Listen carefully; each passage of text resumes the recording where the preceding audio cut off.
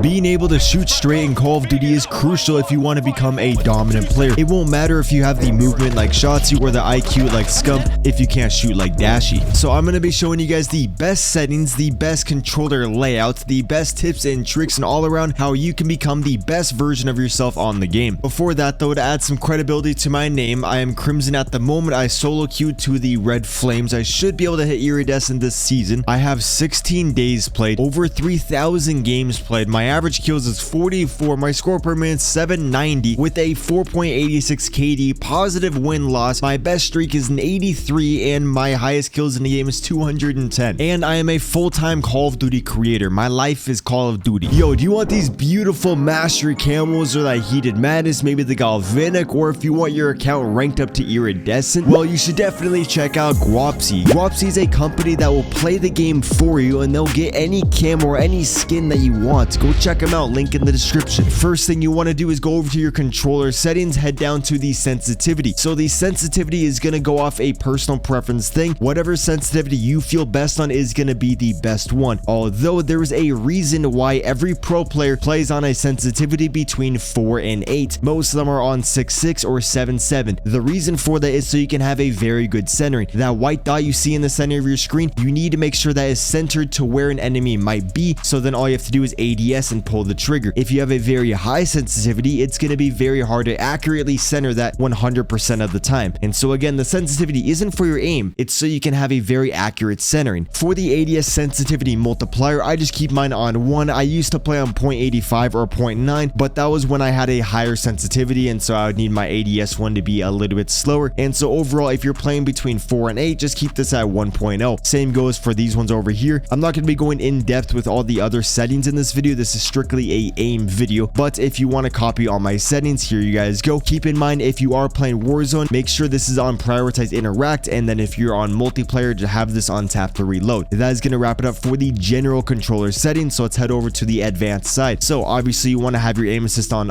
Aim assist type, a lot of people say Black Ops is good, but no, they're bugging, they're stupid. Run the default. Trust me, this is going to be the best one. Although if you are sniping, precision is actually very broken. On stream, I do a lot of sniper 1v1s and I win basically every one. I don't think I've lost a single one, and that's because I put this on precision. And then for the rest, for the aim response curve type, make sure this is on dynamic. Do not use linear or standard. ADS sense multiplier, again, if you want, you can mess with this, but for me and most pro players, we just keep this at 1.0. The rest of these on here, probably, dead zones, very, very important. So for your left stick min, I would just have it at 0.01. For your right stick, if you have a brand new controller, obviously have that on 0. If you have a controller that's a little bit worn, torn, 0.03 is very good.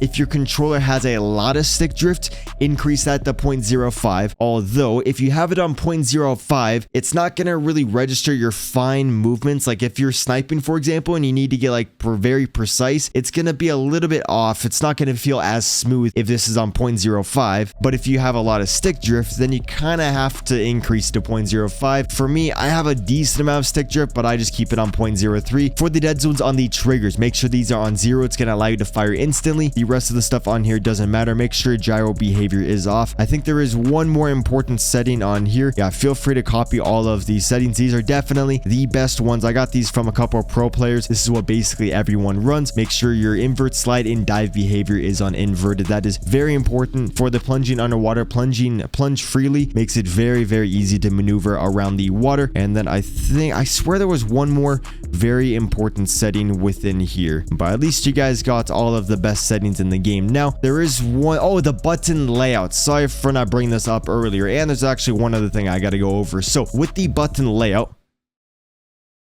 for me, I have an Xbox Elite V2 controller, and so all of these front buttons like the X, B, Y, and X, that is going to be on the back of the controller. So if I need to jump mid gunfight or try to drop shot, it is going to be very easy because all I have to do is push down a back button instead of taking the time to move my thumb from the stick to the crouch button. But we all don't have a super expensive controller, so if you have a default controller, you have two options. Option number one, you can play claw, which is what I used to do back in the day. You basically have your index finger over these buttons buttons, so it's a little bit easier to click them. While you're in the middle of a gunfight, you can aim and hit the buttons at the same time. But that one's a little bit hard to learn, and for some people it hurts their hand. I used it for like 5 years and it never hurt my hand, but for some people it does. And so another way that you can get around this is by changing your button layout from the default to tactical. This is basically going to swap out the stick to the melee button, so then now you can drop shot by just clicking down the right stick instead of having to click the B button, or if you're in PlayStation, the circle. What you can also do is go down here to bumper jumper. This is going to allow you to actually be able to jump with the bumper rather than having to click the usual jump button, so then you actually can aim and jump in the middle of the gunfight. If you want to be able to drop shot, jump, and aim all in the same gunfight,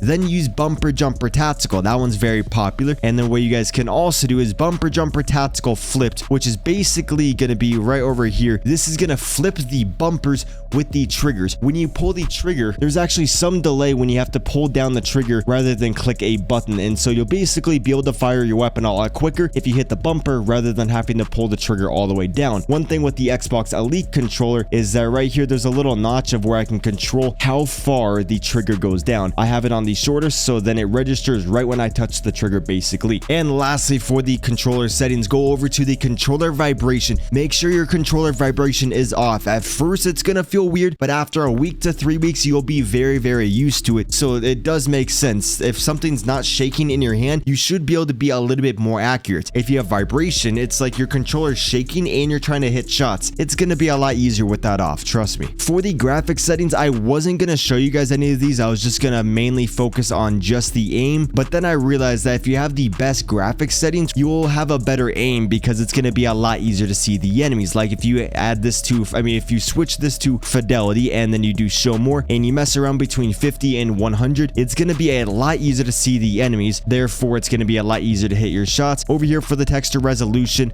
I usually have mine on normal just because I'm streaming and I don't want my game to look like Minecraft, but overall, all of these settings are gonna be perfect. There is 2 settings I'll show you guys in a second that actually, I only have them on so my gold looks good. If you have your screen space shadows on off, your gold cam is actually gonna look very weird. Even if you have it on high, it's still gonna look weird. You actually have to pair that up with the screen space reflections. You have to make sure that's on high as well. And for some reason, I do not know why my settings change. I don't know if they do that for you guys as well, but literally mine change randomly. All of this just on, off, and that should be everything for the quality side of things. Now go over to the view. So the view is actually very important. Field of view, if you have yours on 120 and you're on controller, you're bugging. Have it like max 110. Honestly, you still can do good with 120, but if you're trying to become the best player in the game, then you want to have it a little bit lower, because anything above 107 actually messes with your aim assist. You'll have like less aim assist. The game doesn't register things as clearly, and so that's why I have mine on 105. Sometimes I will have it on 107, but overall I found myself having the best aim on 105. One of my buddies, he's top 250, he likes 100, and so there's a reason why all the best players in the world play on between like 100 and 107. 120 is fun though, makes it look like you're moving around the map really quick. And then for the ADS field of view, make sure that's on affected. Weapon field of view, this is brand new, they just added it into this game. Make sure this is on wide. Before, you never was able to change that, so I'm very happy we can do that. And then everything on here shouldn't really matter, so that's gonna wrap it up for the general settings. I guess might as well go over to the audio ones just so you guys have the fully kitted out game. You guys have the absolute best settings. For me, I like on PC. If you're on console, have the headphones bass boost. Since my name is Cbass, I always say everything's bass now, or bass now. Do I always get those backwards? Most of this should be console or PC specific. Yeah, all of this doesn't really matter. Now we're going to be going over to the interface. This is very important. Make sure you guys copy these exact ones. So this stuff doesn't really matter. We're going to be going over to the color customization. This is where things get very crucial. Make sure your color filter is on filter 2. This is going to make every color a little bit brighter overall, making it a lot easier to see the enemies. Color filter target, have it on both, and then 100 and 100. For me, I like to have my team as green, have my party as blue, and then the enemies as red. Our eyes actually pick up yellow first, and so if you want to see the enemies first, like have the best reaction time, actually swap that to yellow. It's just, for me, yellow kind of blends in with other things, and so that's why I just keep mine on red. For the other colors, that stuff doesn't really matter. It's basically all personal preference. Just do whatever you like the most. Subtitles all off, subtitle size default 0, 0. Everything on here doesn't really matter except for that minimap shape teammate. Make sure that's on square. That is also very crucial just to know kind of where your teammates are at, which is going to tie into how you can have better aim on the game. Everything on here, dude, there are so many settings. Holy shoot. So for the player names, have this on abbreviated. You don't need to see their full name with the clan tag and everything. That's too distracting. All you need to see is the player's name. At first, I did have it just on the circle because I was like, I don't need to see my teammate's name. But then it was kind of hard to see if that was a teammate or an enemy. And so when you have it on abbreviated, it is very obvious that that is your teammate. For the crosshairs, make sure yours is on static. It's going to give you a nice big dot in the middle of your screen, just overall making it a lot easier to see the enemies. And then for your center dot, make sure that is on. That is going to make centering very easy. And then for the center dot scale, for me, I like to have mine on larger. It's going to make the middle dot a little bit bigger, making it easier to center on the enemies. For me, I know Shotzi and a lot of other good players like to have it on default. I know a lot of boomers like to have this on largest. For me, largest is just way too big. It kind of takes up way too much of my screen, and so I just like the larger, and I feel like most people will like that. That's what she said. For the rest on here, these don't really matter, but if you want to copy these, you can copy all of my settings. And oh, inverted flash, I like to have it on off, but if you have it on, it's going to make it so your screen turns black instead of white. So if the white's way too bright for you, it can be black. But I always thought my monitor was turning off, so that was pretty annoying. With all that said, that is going to wrap it up for the settings. Now let's go over into the gameplay tips. Okay, so this is only going to be for the players who really want to improve your aim. If you actually want to get better at the game and you want to put the time in, listen up. I'm going to show you the best way to get literally the best aim possible. So go over here and make a private match. I usually do free for all. I'll play on farm 18 so I can practice my long range engagements as well as my close range engagements, and then I'll go over to the game rules. I'll max out the time and the score limit so I don't have to worry about the game ending. For the health, if you want, you can increase it to like 300, but for me, I usually just like to keep it on the default. And then for the team, don't touch anything over here. For the gameplay settings, just max out the spawn ammo mags so you just have unlimited ammo, and then turn off the kill streak so you don't have to worry about that. Then you want to go over to the bots and you want to max out the bots that are going to be on the map. The difficulty doesn't really matter. For me, I usually just have it on recruit because I'm just kind of target practicing in here. Before you go into the match though, you need to make sure your gun has a very good aiming IO stability. For example, for the TAC 56, if I go ahead and I do not have an underbarrel that's increased the aiming IO stability and I look at this target, you guys will see that there is a lot of sway. This sway is going to give you unpredictable random recoil, so when it looks like you're actually hitting the enemy, you're not actually hitting them because there's a lot of sway. So to reduce that, we are going to be adding a attachment called the Phase 3 grip. I really like this one, or the Shark Fin 90. Usually I actually run the Shark Fin 90, but the Phase 3 grip is pretty fun since it adds recoil control and aim and IO stability without really hurting the ADS speed at all. And so now when we go back into here, you guys can see that there is basically no sway. There is a little bit, but there's not going to be as much, and so you'll have more predictable recoil. It's going to be a lot easier to hit all your targets. And if you go in here and start shooting at the targets, you'll see at the top left, it has a accuracy and a target hit. You want to basically see how close you can get that to being 100%. You want to be able to just have 100% accuracy, and that's how you can tell if your gun is good or bad. And I always do this before a match. I'll just kind of mess around in here, do some snaking and things. I'll show you guys how to do this later. And then I'll just try to shoot these targets, see if I can get 100%. And I will just keep on doing that with the build before the game starts. And then I know my aim is like very on point. And if you keep on practicing this, you'll notice how much better you get, and you can practice like different mechanics. You can try the drop shot or snaking while you're doing it. Okay, now that we are in the match, I can go over everything that's going to improve your aim, and I'm going to be going over some very important things. So honestly, I would write these down in your notes, or just like, you know, do a general idea and just write it down in your notes, so then you can look back at this and remember, because everything I tell you, you need to apply this into your gameplay and actively remember these things while you're playing, so then you can focus on them and you can improve those areas in your gameplay. So again, focus on what I'm going to be telling you in game. First thing is having confidence. Have confidence in your game. When you go to challenge an enemy, there's a way higher chance you will win the gunfight if you know you're going to win the gunfight. Don't go into the gunfight being like, oh, I might lose this. Nah, you're going to win that fight.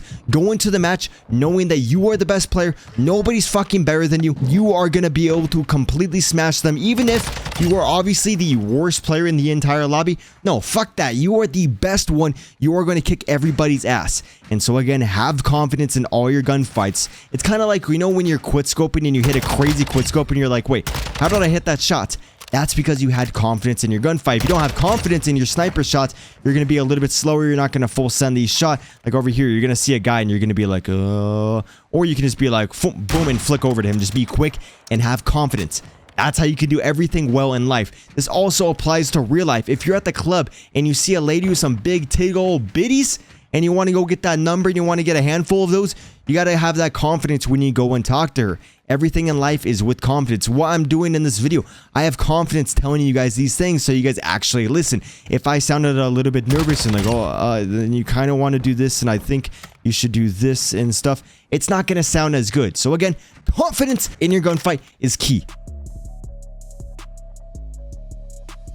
Next thing, you want to be able to know where the enemies are gonna be. Free for all is a little bit harder to know where the enemies are gonna be, so I guess on that one you want to practice in TDM. A lot of these you'll learn from just playing games. Like I was saying, you need to know where the enemies are going to be coming from. If you know where the enemy is going to be coming from, that sounds so bad. All you need to do is just pre-aim the area and then just click your right trigger. You don't really need to like look everywhere. You know exactly where the enemies are going to be coming from. And at first I might be like, well, how am I supposed to know where the enemies are going to be coming from? If you play a lot, you kind of know some hot areas. On this map, for example, a lot of enemies come through here. So there's a high chance an enemy is going to be coming through here. So if you have your teammates and they're all, you see on the minimap, they're watching this, that, and over there, you can probably just watch this and you know there's a high chance that an enemy is going to be lining up in your sights. And so that's everything in rank play, is knowing the spawns, which is remembering them. You have to play the game, you have to encounter things and pick up on it and be like, okay, enemies usually spawn over here, my teammates are over there. I'm going to actually watch this. And see, since I was watching that, I got that kill a lot easier rather than if I was just looking around the map. Also, when you're watching an area, you want to do this thing called crack aiming. You see me do this a lot on my streams or other players. We're always kind of like this. When you do this, it kind of keeps your fingers ready for a gunfight. You know, if like someone's coming up this ladder and you're just holding it like this, or if they fly up, you know, it's going to be a little bit shocking. You're not going to be able to have that good of a reaction time. Rather than if you're kind of like this, your fingers are already moving. So you're ready to pull down the trigger and fucking obliterate the enemy. So again, try to learn how to crack aim like that. It makes it a lot easier. Don't do it like mid gunfight, but like right before the gunfight. And this is overall going to help you get first shot, which makes it feel like there's more aim assist. The gun feels a lot stronger when you do that. And when you see two targets on your screen, I'll show you guys an example. You want to shoot at one of them and then unaim and then shoot at the other. Unaim, shoot at the other, like that. Makes it swapping the targets a lot easier. Makes it easier to get that first shot. And overall just feels like you have a lot of aim assist. See, right there, it's a lot easier to land on the target. I even see the guy. It was just the aim assist kind of dragged over there because I was doing the crack aiming.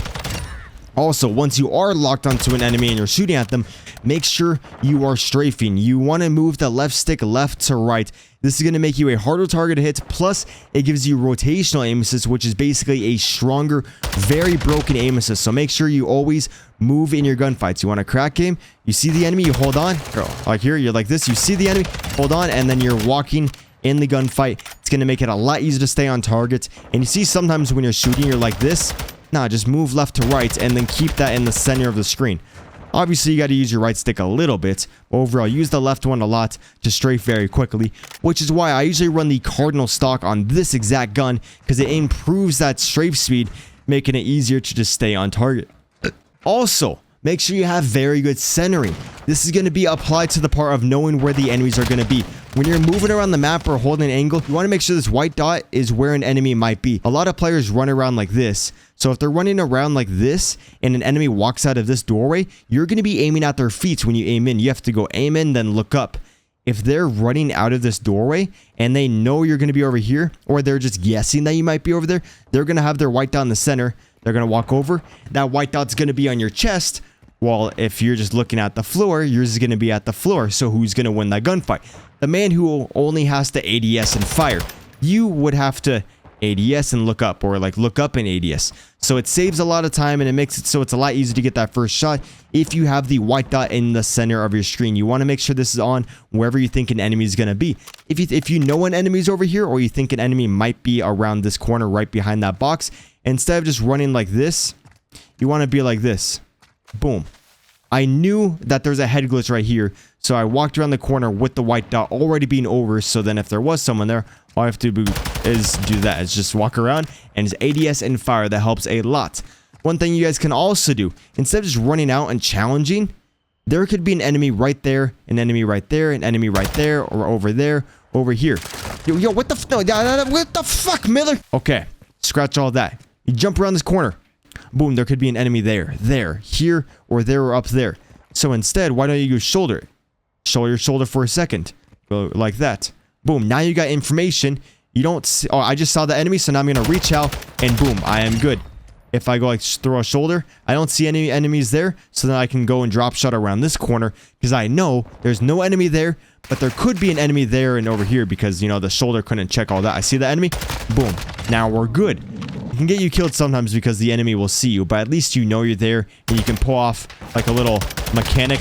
Like, that's my favorite thing, is to drop shot around the corner, rather than jump around the corner. The only time you jump around the corner is so you can break the enemy's camera, which is basically, so if I'm over here and I'm looking and an enemy runs and jumps across my screen, the game, just because of technology reasons of like them sending the data from like one server to you to back to the server, back to the player, they are going to see you first. So that's why people jump around corners, or they used to slide in the other Call of Duties. So then they would see you first. So then they have a higher chance of winning that gunfight, which is why you see very aggressive players actually doing very well. They keep breaking the enemy's camera. They jump around so fast that they see the enemy first, and then boom. Which is why another reason why you need to be crack aiming, so then if an enemy flies around, you can kind of lock onto them and kind of drags over on them. It's very, very broken. And so again, try to break your enemy's camera. It's going to make things a lot easier. The next thing I wanted to go over, this is going to kind of go back over to the part of where I was saying, know where the enemies are going to be. So one piece of information that is very, very crucial is your minimap and the kill feed. With the minimap, you're going to be able to see where your teammates are, where they're going to be looking, and so then you can kind of anticipate where an enemy might be. I said that weird because, you know, your teammates are on the left side, you should probably look on the right side. Also, if you look on the kill feed, and for example, you see Dennis gets 3 kills. He turns into a freaking menace. You know there's probably going to be one more enemy if you're playing ranked, because it's teams of 4. If your teammate gets 3 kills, there's one guy left, so you should anticipate one more enemy to be walking around the corner. If there's no deaths on the kill feed, like everybody's alive, and you walk around the corner, you get about 2 kills, you know there's 2 more people on the map, so you need to find them and anticipate where they are going to be.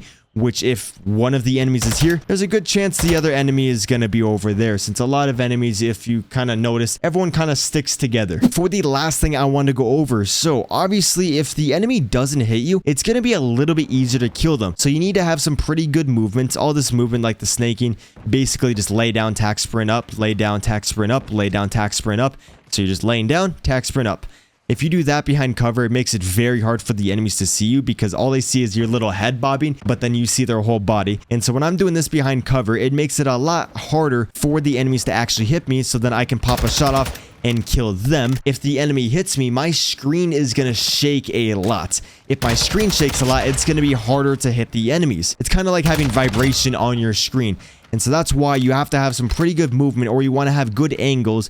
You basically want to be unpredictable and unhittable. So if you're unpredictable, it's going to be harder for the enemy to know where you're at. It's harder for them to pre-aim where you're going to be at, or center where you're going to be at, making it a lot easier for you to hit your first shot. Therefore, you're going to win that gunfight, since that first shot is crucial. Most players who hit the first shot are going to hit the rest of the shots. And so if you hit the first shot, you're going to win that gunfight, basically. Oh, there was one very important thing that I almost forgot. I think I got to be a little bit more organized with these videos. So on the controller, go over to advanced, turn off the aim assist. If you can get 100 to 500 kills against bots a day with no aim assist, you will notice how much better your aim is going to be. Although, after you get a lot of kills with no aim assist, just turn on the aim assist and get about 10 to 50 kills against bots with aim assist. And then it's going to be just, you're just going to feel a little bit more used to it, since aim assist does change a lot of things. But basically, this just makes it so you can have perfect aim without having any assists, and it just makes you a lot better of a player. It's gonna really show you how centering helps a lot. If you have a very good center and you get that first shot, you're gonna notice it's a lot easier to hit the other shots. And if you can hit your shots with no aim assist, imagine what you can do with that aim assist. So again, if you want to become a very good player, kill 100 to 500 bots every single time that you load up on the game without aim assist, and then a little bit with aim assist. Most players, what I'm telling you, will not take the time to do this. So if you have the discipline to become an actual very good player, you truly want to become a very good player, you will hop on here every single time you play and get 100 to 500 kills against bots with no aim assist, and then a little bit with aim assist, and practice all those other things I told you. The players who don't do that aren't going to become that good, or they will become good over a few years. If you actively think about these things and you actively do these things, you will speedrun your skill and you will become a very good player way quicker. Like, I wish I knew all of these like 2 years ago.